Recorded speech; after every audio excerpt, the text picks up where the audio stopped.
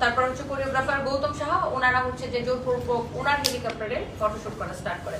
যখন উনি এটা নিয়ে কমপ্লেন করে যে এটা তো আমি 3 আওয়ার্সের জন্য এখানে রেঞ্জ করে নিয়ে আসছি, কারণ আমি এর মধ্যে একটু অ্যাড করে নিই, উনি কিন্তু একজন ইন্টারন্যাশনাল ডিজাইনার অ্যান্ড ইউরোপ আমেরিকাতে যে ধরনের গাউনগুলো চলে আপনারা জানেন যে ওয়েস্টার্ন গাউনগুলো উনি বাংলাদেশ থেকে প্রোডাকশন করে উনি ইউরোপের মার্কেটে সেল করেন।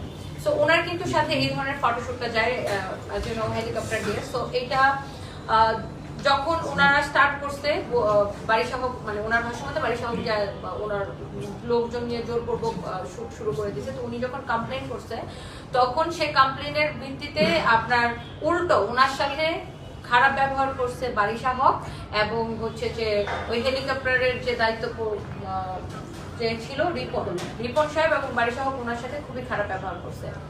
এবং যেহেতু ফটোশুটের ক্ষেত্রে আপনারা সবাই জানেন, আপনারা সবাই ক্যামেরা ব্যক্তিত্ব, যে ফটোশুট করার জন্য মানে সানলাইটটা কিন্তু খুবই ইম্পর্টেন্ট। তো ওনাকে এমন সময় ওরা শুট করে হেলিকপ্টারটা দিচ্ছে যেটা 4টার পরে, তখন ওনার অলরেডি মানে কি ডে লাইট চলে যাচ্ছে, মানে কমে যাচ্ছে। তো উনি ঠিক মতো উনিও তো একটা সেট আপ নিয়ে গেছে, 3 ধরনের থিমে উনি ওইভাবে ফটোশুটটা করবে। তো উনি ওনার ফটোশুটটা প্রপারলি করতে পারে না, ডে লাইট চলে যায় এবং তারা হচ্ছে 5:30 এবং হেলিকপ্টার নিয়ে রিটার্ন চলে যায়। এবং পরবর্তীতে ইনি জানতে পারে যে এই হেলিকপ্টার কোম্পানির ব্র্যান্ড অ্যাম্বাসেডর হচ্ছে বারিশাহ এবং তার স্বামী সীমান্ত হচ্ছে যে ওই হেলিকপ্টারের একজন ডিরেক্টর।